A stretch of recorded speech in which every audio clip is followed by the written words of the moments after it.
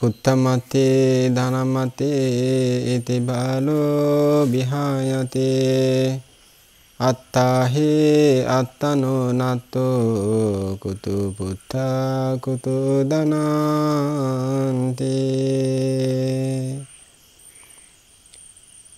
আমি সর্বপ্রথমে সেই তথাগত অরহৎ সম্মুখ সম্বুদ্ধকে বন্দনা নিবেদন করছি।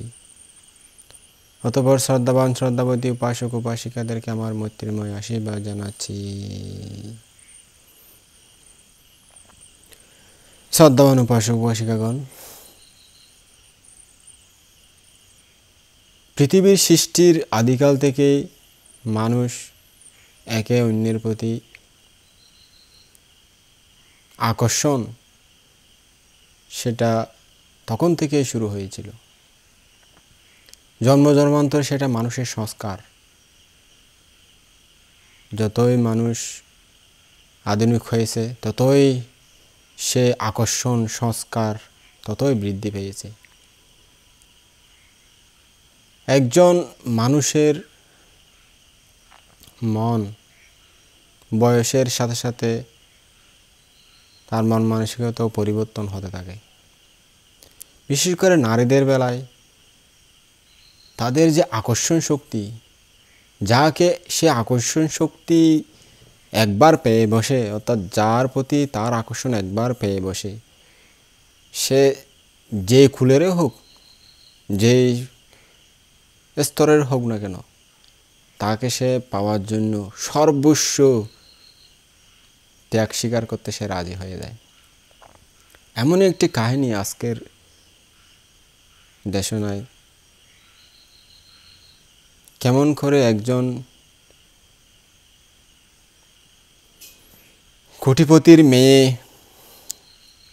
একজন গরিব নিঃস্ব অসহায় ছেলের হাত ধরে পালিয়ে গিয়েছিল। এখনকার কথা নয়, বলছি না নারীর ভালোবাসা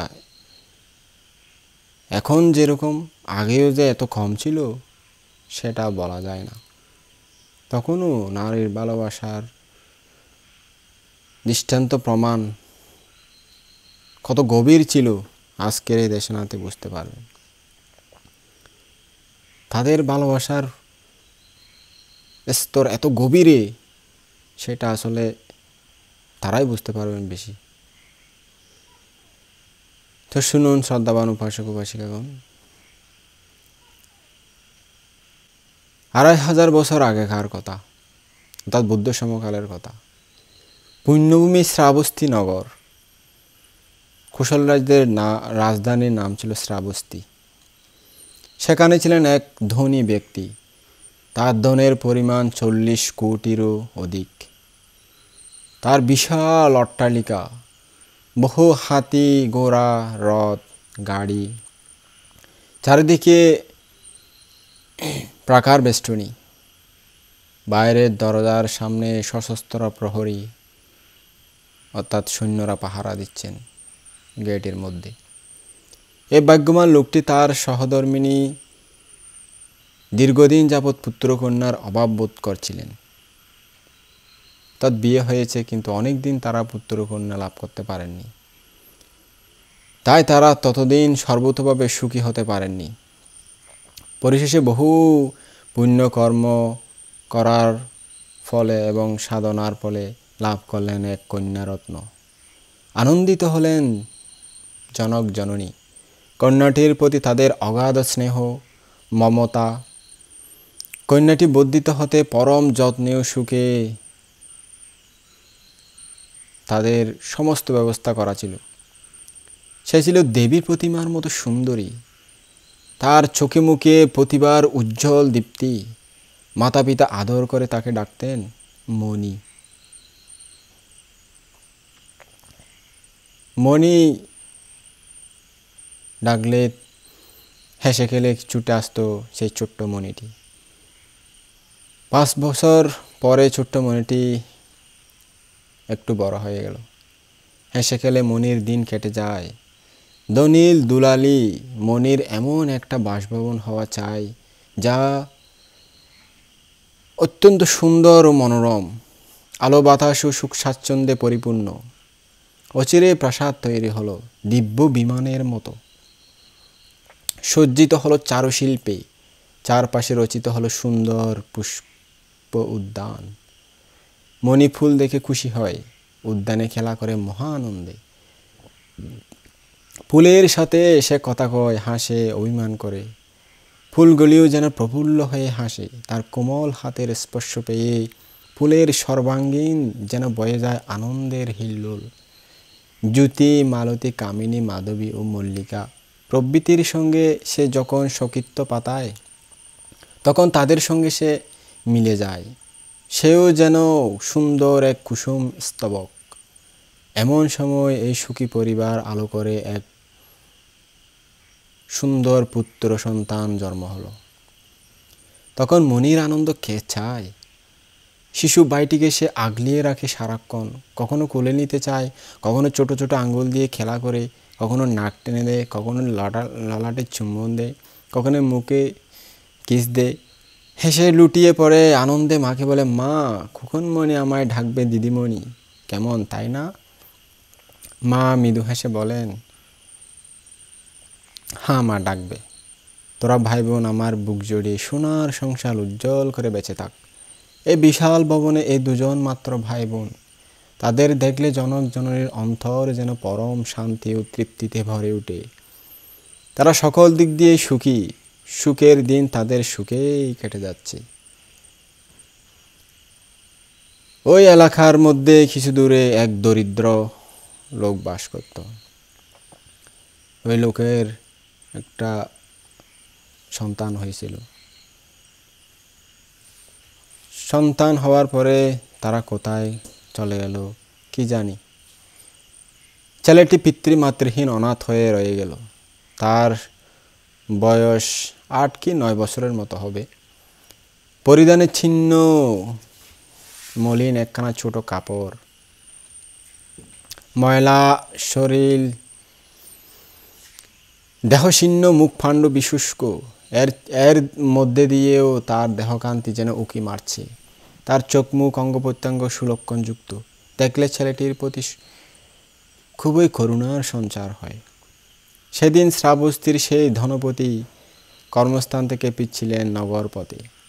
সম্মুখে দেখতে পেলেন সে অনাথ ছেলেটিকে। তার দৃষ্টি আকর্ষণ করল সেই ছেলেটির মুখচ্ছবি। সে সামনে এসে হাত পেতে বলল, বাবা, একটা পয়সা দেবেন, বড্ড খিদে পেয়েছে। শেষটির অন্তর করুণার সঞ্চার হলো। তিনি করুণা বিগলিত কণ্ঠে জিজ্ঞেস করলেন, তোর বাড়ি কোথায় রে বাবা? আমার তো কোনো বাড়ি নেই বাবা। রাতে ঘুমাস কোথায় তুই? কারো ঘরের দেউলিতে, কারো ঘরের বারান্দার, কারো ঘরের বাইরের ছোট্ট একটি জায়গা থাকলে ওখানে ঘুমিয়ে পড়ি। তোর বাবা মা কোথায়? তারা তো কেউ বেঁচে নেই, কোথায় চলে গেছে আমিও জানি না। তুই আমার সঙ্গে যাবি? কোথায় বাবা? আমার বাড়িতে। খেতে পেলে যাব, যেখানে হোক সেখানে যাব, যেতে পারি, শুধু খাবার পেলে হলো। তবে আয়, বলে তাকে তিনি সঙ্গে করে ঘরে নিয়ে এলেন। স্নানের পর যখন ছেলেটিকে পরিষ্কার কাপড় পরিধান করানো হলো, তখন তার দেহের স্বাভাবিক উজ্জ্বল কান্তি ফুটে উঠল। তাকে প্রথম দেখেই ভালো লাগলো মনির। হায় রে নারীর হৃদয়! বাবাকে সে জিজ্ঞেস করলো, এ কে বাবা? উত্তর হলো, তোমার খেলার সাথী। মনি হেসে বলে উঠল, বেশ হয়েছে বাবা, আমার খেলার সাথে একটা জুটে গেল। দুজন না হলে কি আর খেলা যায়? একলা মোটেই ভালো লাগে না বাবা। ছেলেটি ভালো খাবার পেয়ে কিছুদিনের মধ্যে সুগঠিত ও সুন্দর হলো। মনি তাকে পেয়ে খুবই আনন্দিত হলো। তার কথা, তার হাসি, তার চাহনি, তার অঙ্গভঙ্গি, তার ভ্রুবিলাস বড় মনোরম, বড় মিষ্টি মনে হলো মনির। অল্পদিনের মধ্যে বালিকার অন্তর অধিকার ঘরে বসলো বালকটি। তারা একসঙ্গে বসে একসঙ্গে বাগানে লুকোচুরি খেলে, ছুটাছুটি করে, কত হাসে, কত আনন্দ করে। মনি তাকে ডাকে আদর করে, সখা, বন্ধু, খেলার সাথী। সে ডাকে সখী, সই, ওই মনি। মাতা পিতা মেয়ের আনন্দ দেখে সুখী হয়, তৃপ্তি অনুভব করেন। বালকটির প্রতি তাদের আদর মমতা বৃদ্ধি পায়। মনির বয়স এখন 14 বছর হয়ে গেছে। তার বাল্য সাথী এখন 18 বছরের যুবক।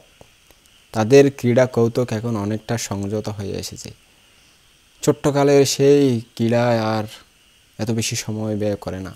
কিন্তু মনির অন্তরে তার প্রতি কেমন একটা আকর্ষণ এসে পড়েছে।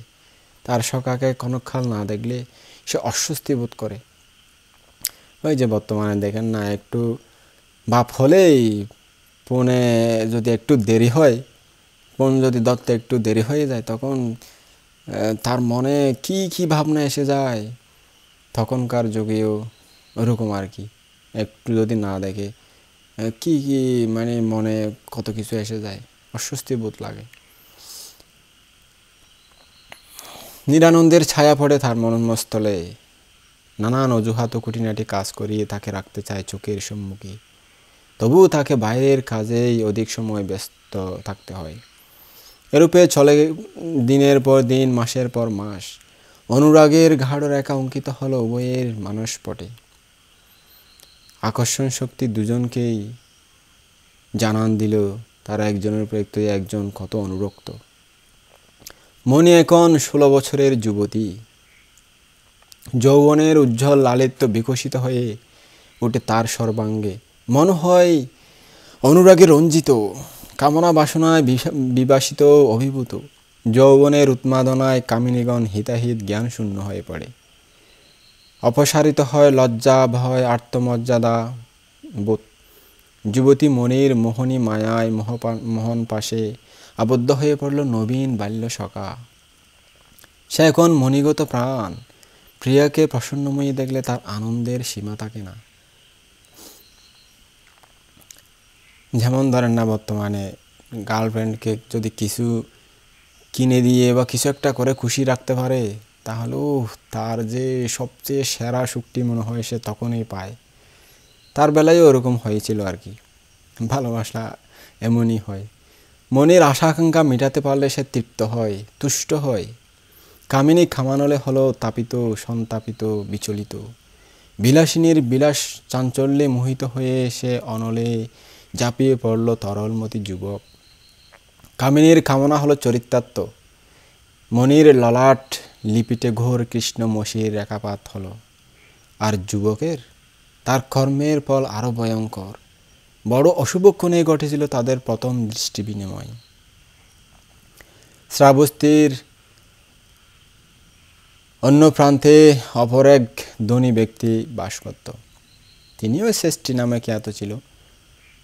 বংশমর্যাদা সম্পন্ন কুল, সুখী পরিবার। তার ছিল এক প্রাপ্তবয়স্ক যুবক পুত্র। যুবকটি যেমন সুদর্শন তেমনি শিক্ষিত ও অমায়িক। তার জন্য মনোনীত করলেন লাবণ্যময়ী মণিকে। তার বিয়ের প্রস্তাব নিয়ে মণির কাছে আসলে মণিকে পছন্দ করে বিয়ের দিন তারিখ ঠিক করল। বরের পিতা প্রার্থী হয়ে উপনীত হলেন কন্যার পিতার নিকট। পরিচিত লোক, সমা জাতি ও সম অবস্থা সম্পন্ন। মণির পিতা আনন্দে সম্মত হলেন। শুভ বিবাহের শুভ লগ্ন নির্ধারিত হলো। উভয়েই ধনাঢ্যকুল। মহাসাড়ম্বরে জাঁকজমকপূর্ণভাবে বিবাহের উৎসবের প্রস্তুতি চলতে লাগলো। বাদ্যমঞ্চ প্রস্তুত হলো, সুন্দর পুষ্পতোরণ নির্মিত হলো। বিয়ের উৎসবের সর্বাঙ্গীন কার্য সম্পাদনের জন্য কি এক আনন্দময় পরিবেশ তখন ওখানে। মণি নীরবে শুনল সকল কথা, কিন্তু এই বিবাহে তার মন সায় দিল না। তার হৃদয় সমুদ্র ঝড় উঠল। অন্তরে সৃষ্টি হলো মহাবিতর্কের। চিন্তা করলো দৃঢ়ভাবে, তা কখনো হতে পারে না। আমি যাকে সমর্পণ করেছি মন, প্রাণ, রূপ, যৌবন, যাকে করেছি আত্মদান, আমি তাকেই চাই। হায় রে ভালোবাসা! চাই না আমি ধন সম্পদ, মান সম্মান, হীরা মণি মুক্তা। চাই না বড় বড় প্রাসাদ, চাই না চাকর চাকরানি, গাড়ি ঘোড়া, চাই না অন্য পুরুষ, যদিও সে হয় দেবতুল্য, সুন্দর, সুদর্শন। হায় রে ভালোবাসা রে! দেখুন মানুষের মনের, বলছি না, একবার যাকে পেয়ে বসে এই নারীর ভালোবাসা এত গভীর হয়ে যায়, সে যে কোনো কিছুর বিনিময়ে তাকে পেতে চায়, এরকমই হয়। কি আর করা আসলে। সে ভাবছে আমি যাকে স্বেচ্ছায় বরণ করে নিয়েছি তিনিই আমার একমাত্র স্বামী, তিনি আমার দেবতা, তিনি আমার প্রাণেশ্বর, তিনি আমার ধনরত্ন, তিনি আমার মান সম্মান, তিনি আমার সব কিছু, তিনি আমার স্বর্গ, তিনি আমার সর্বস্ব। অন্য পুরুষে আমার পক্ষে পিতৃসম ভাতৃসম, অর্থাৎ অন্য পুরুষে আমার বাবা ভাইয়ের মতো, অন্য কারো প্রতি আমার আকর্ষণ নাই। এর অন্যতায় আমি হব দ্বিচারিণী, তাকে না পেলে আমি অন্যরকম ভাব নেব, অন্য কিছু করে ফেলব। আরে করে না এখন, তাকে না পেলে আমি আত্মহত্যা করব, আমি এই করবো সেগুলো, আসলে করেও ফেলে মেয়েরা। কি অবস্থা, যাকে না পায় তার জন্য বিষ খেয়ে ফেলে, অ্যাক্সিডেন্ট হয়ে মারা যায়, আরে ফাঁসি খেয়ে ফেলে, কত দেখা যাচ্ছে, কত শোনা যাচ্ছে। বর্তমান ডিজিটাল যুগে তো আরও বেশি সেগুলো। 10 বছর পার হতে না হতেই তাদের জীবনে এক পরিবর্তনীয় জীবন চলে আসে তাদের মধ্যে। আমি মানুষের কাছে দোষী হতে পারি, কিন্তু ধর্মের কাছে দোষী হতে পারি না। আমার ইচ্ছার বিরুদ্ধে জোর চললে তখন আমি সানন্দে বরণ করে নেব মৃত্যুকে, জীবনপণ রক্ষা করব, আমার ধর্ম সতীত্ব ইত্যাদি কত অনন্ত চিন্তা তার মনে তখন। দিন ঘনিয়ে এলো, আগামীকাল হবে মনির বিয়ে, চলন্ত বিয়ে। রাত্রে পুষ্পরতে করে আসবে বর, আলোকিত করে দীপমালায় মহার্ঘ যৌতুক সামগ্রীতে ঘর ভর্তি করা হয়েছে। ঐকতান বাদ্যের সুলতান লহরী আকাশ বাতাস মুখরিত করে তুলেছে। বাঁশরীর ললিত বেহাগ রাগিনীর মধুর করুণ সুর প্রাণ আকুল হয়ে তুলছে। বিচ্ছেদ বিদুর চোখ বারবার সজল হয়ে উঠছে। মনির মাতার অশ্রু কিছুতেই বাদ মানছে না। পিতাও যথেষ্ট কাতর হয়ে পড়েছেন, কারণ একমাত্র মেয়েকে বিদায় দিতে যাচ্ছে। সেজন্য সবাই একটু মর্মাহত। দুপুর বেলা মনি আপন রুমে নির্জনে কাঠের উপর শুয়ে কী সব চিন্তা করছে। সে গভীর চিন্তায় নিমগ্ন। কি করব, কি করা যায়, এ আর কি। এমন সময় অনাথ যুবকটি সেখানে উপস্থিত হলো। তাকে দেখে মনি তাড়াতাড়ি উঠে, এসেছো প্রিয়ে, এসেছো বলতে বলতে গিয়ে তার একখানা হাত ধরল। এসেছো, এসেছো প্রিয়? হ্যাঁ প্রিয়া, এসেছি। খাওয়ার পর সবাই বিশ্রাম করছে, এই সুযোগে এদিকে ছুটে এলাম। বেশ করেছো, আমি তোমার অপেক্ষায় ছিলাম। কেন, আমার আর প্রয়োজন কি? প্রয়োজন আছে। কি প্রয়োজন? কাল যে আমার বিয়ে, শুনোনি? তা তো শুনেছি। বর আসবে পুষ্পরতে, তারপর হীরা মুক্তার অলংকার পরে রাজরানীর বেশে বরের সাথে চলে যাবে শ্বশুর বাড়ি। তারপর আমার দেখা আর পাবে না। কেন, সংসার ছেড়ে কোথাও উধাও হয়ে যাবে নাকি? উধাও হয়ে যাব না বটে, কিন্তু তোমার সঙ্গে আর তো দেখা হবে না। কেন, আর কি বাপের বাড়ি আসবে না? আসবো বই কি, কালো ভদ্রে, অনেক দিন পর একবার। তখন তো আমি কুলবধূ, পরপুরুষের মুখ দেখতে নেই। আমি তো তোমার বাল্যসখা, খেলার সাথী, সেটাই তো প্রতিবন্ধক। সবাই দেখবে সন্দেহের চোখে। আরে এখনো তাদের সম্পর্কটা নাকি রয়ে গেল, এরকম ভাববে, কত কি ভাববে। তখন একটা দীর্ঘ নিঃশ্বাস যুবকের বুক চিরে যেন বেরিয়ে গেল। চোখ হলো অশ্রুসিক্ত, কিছু বলার শক্তি সে হারিয়ে ফেলল। অন্তরে তীব্র বেদনা অনুভব করল, মুখ বিমর্ষ হয়ে গেল। তরুণী অবস্থা এই সময় এরকমই হয়। তখন তরুণী তরুণীর চিবুকে হাত রেখে মমতাপূর্ণ কণ্ঠে বলল, প্রিয় সখা, চাঁদের মতো তোমার প্রফুল্ল আনন এমন বিমর্ষ হয়ে গেল কেন? চোখেও জল কেন টলমল? চোখ মুছে যুবক বলল, সে কথা শুনে আর লাভ কি? তুমি বুঝবে না আমার মনের বেদনা। তোমার প্রতিটি কথা আমার অন্তরে বিদ্ধ হচ্ছে, বিষদগ্ধ শেলের মতো। সৃষ্টি করছে অসহ্য যন্ত্রণা, যা সারা জীবন আমায় দগ্ধ করবে তিলে তিলে। কেন, কেন সখা, কেন যন্ত্রণার সৃষ্টি করছে? কেনই বা দগ্ধ করবে তিলে তিলে? কেন, তা কি তুমি জানো না? আমার প্রাণে ভালোবাসার আগুন জ্বেলে দিয়েছে কে? অপরূপ মনোমোহিনী বেশে আমার শান্ত সরল অন্তরে উদিত হয়ে কে আমার অশান্ত বিভ্রান্ত করে দিয়েছে? আমার মানস সরসিতে সুবন মোহন কমলিনীর বিরাজ করে কে আমায় বিমুগ্ধ করে তুলেছে? আজ কিন্তু আমি হয়েছি তোমার কৌতুকের সামগ্রী। এতদিন তোমায় বুঝিনি, এখন প্রকাশ পেয়েছে তোমার স্বরূপ। নারীরা এমনই হয় বুঝি। বুঝেছি তুমি কুহুকিনী নারী, মায়াবিনী, তুমি পাষাণী। তরুণী ব্যস্ত হয়ে বলল, না প্রিয়ে না, তা নয়। আমি জানতে চাই তোমার অন্তরের কথা, বুঝতে চাই তোমার মনের দৃঢ়তা। বড় জটিল, বড় সংকট মুহূর্তের সম্মুখীন হয়েছি প্রিয়তম। আমি কুহুকিনী নই, আমি সরলা নারী। আমি মায়াবিনী নই, আমি অবলা। তোমার অনুগ্রহ বিকারিণী আমি পাষাণী নই, আমি স্নিগ্ধা সুধার নির্ঝরিণী। একদিন পাবে আমার পরিচয় প্রিয়তম। এখন উপায় কি? চলো আমরা পালিয়ে যাই। হায় রে হায়, বিয়ের আগের দিন পালিয়ে যেতে চাচ্ছে। তখনকার যুগের মেয়েরাও এমন ছিল? আমার ভাবতে কীরকম লাগে। এখনকার মেয়েরা তো এটা অহরহ করতেছে। তখন মেয়েটি বলল, আমায় নিয়ে কোথাও উধাও হয়ে যাও, অরণ্যে পর্বতে গুহায় কন্দরে, যেখানে তোমার ইচ্ছে। পারবে কি?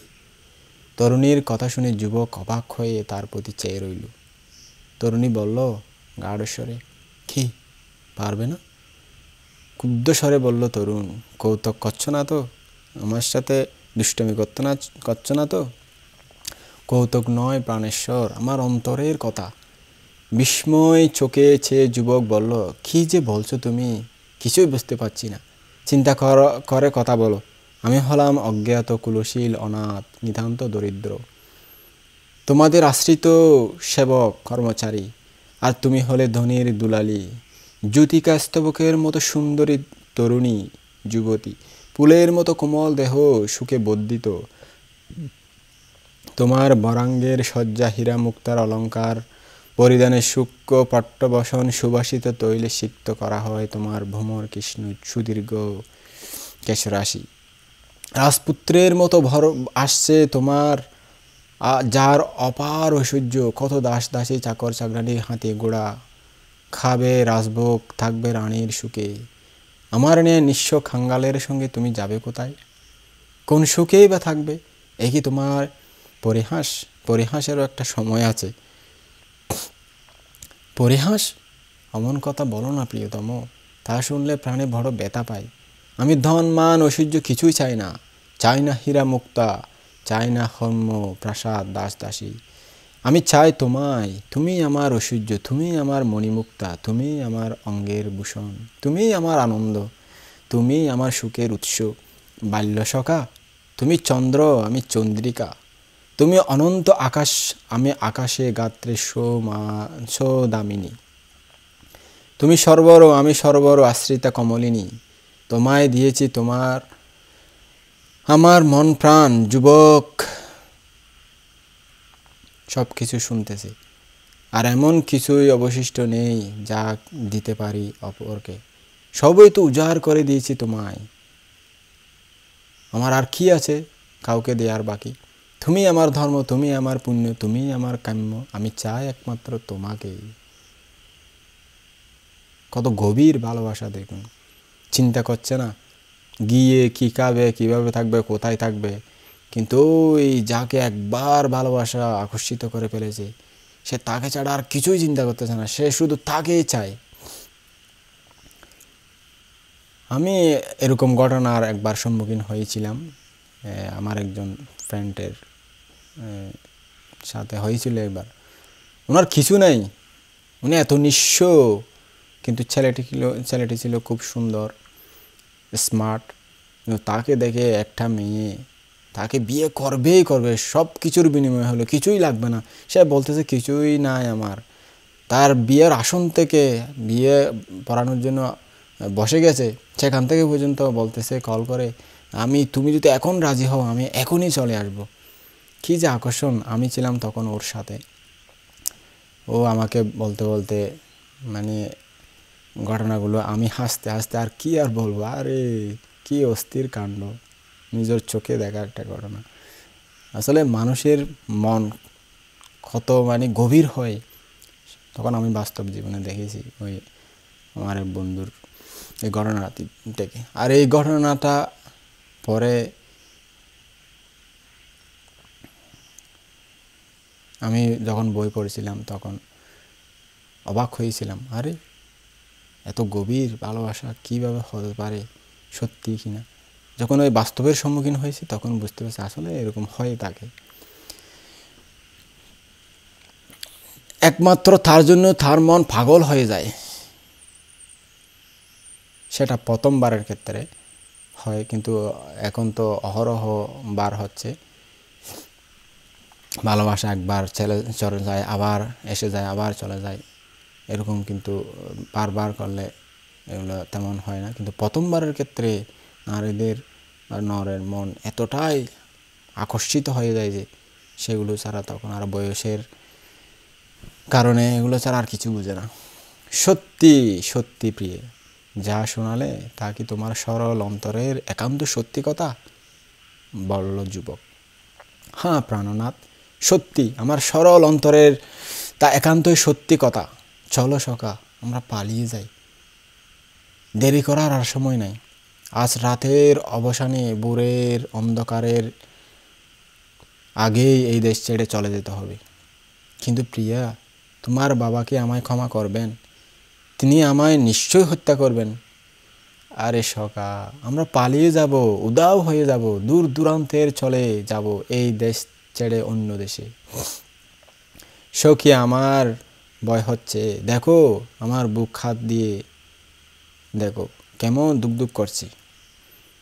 তরুণী যুবকের বুকে হাত দিয়ে বলল, আমার জীবন সাথী, বুকে সাহস আনো, পুরুষ মানুষের এত ভয় করলে চলে না। উদ্যোগী পুরুষ সিংহ, মনকে দৃঢ় করো, শক্ত করো, আমরা লুকিয়ে যাব, নিখোঁজ হয়ে যাব, কোনো ভয় নেই। তুমি প্রস্তুত হও, কাল ভোর রাতের আলো আধারিতে আমি এসে তোমার সঙ্গে একত্র হব। বলো তখন তুমি কোথায় থাকবে, আমার জন্য কোথায় অপেক্ষা করবে?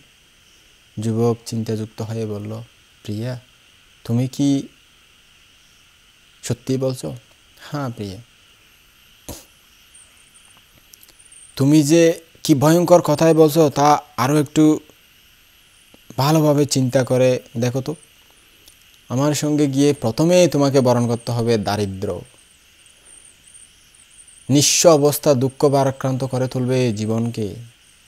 তোমার এই সুখের জীবন তখন দুঃখে ভারাক্রান্ত হবে, তা হবে তোমার পক্ষে দুর্বিষহ। অভাব অনটনের যে কি দুঃখ তা তো জীবনে উপলব্ধি করতে পারোনি। তোমার দৈন্যদশা আমার প্রাণে সহ্য হবে না। এখনও সময় আছে, চিন্তা করো। বুদ্ধিমানেরা কাজ করবার পূর্বেই বহুবার চিন্তা করে, বিচার বিবেচনা করে তবেই কাজ করেন। আমি সানন্দে যা বরণ করে নিচ্ছি তাতে তোমার অসহ্য হবার কি? তুমি অত চিন্তা করে মাথা খারাপ করো না তো প্রিয়া। বাড়ি থেকে তুমি কী রূপে বের হবে? বিয়ে বাড়ি তো কত লোকজন, দাস দাসী, কর্মচারী, দরজার মধ্যে প্রহরী আছে, এই সব কিছু মানিয়ে, সব কিছুকে ফাঁকি দিয়ে তুমি কিভাবে পালিয়ে যাবে? সে চিন্তা আমার উপর, সেজন্য তুমি মাথা ঘামিও না। আমি চিন্তা করব কিভাবে যাব, কিভাবে যাব, কিন্তু আমি যাবই, তুমি যদি অপেক্ষা করবে যদি বলো। প্রিয়ে, প্রিয়ে, বিপদের খুব সম্ভাবনা, অসম্ভব মনে হলে বের হইও না। আর যদি বের হয়ে পড়ো, নগরদ্বারের কিছু দূরে যে একটা বিশাল বট গাছ আছে, তার অন্তরালে আমি গা ঢাকা দিয়ে থাকবো, লুকিয়ে থাকবে আর কি, সেখানেই এসো। কিন্তু সাবধান, ধরা পড়লে আর রক্ষা নেই। তুমি তো মা বাপের আদরণী কন্যা, তোমার কিছুই হবে না, হবে এই অনাথের সর্বনাশ। হয় শুলে দেবে, না হয় বিষ দিয়ে মারবে। প্রিয় সখা, সেই ভয় করো না, তোমায় মরতে দেব না। তুমি মরলে আমারও হবে সমরণ, এটা নিশ্চয়। একদিন তো মরতেই হবে। এখন যা করার এখনই করব। এখন যাও তো, যাওয়ার জন্য প্রস্তুত হও গে। আমিও প্রস্তুত হচ্ছি, নিশ্চিত আমি চলে আসবো, যেভাবে হোক সব কিছুকে ফাঁকি দিয়ে চলে আসবো আমি। শুধু তোমাকেই চাই, আমার এখানে আর মন বসছে না।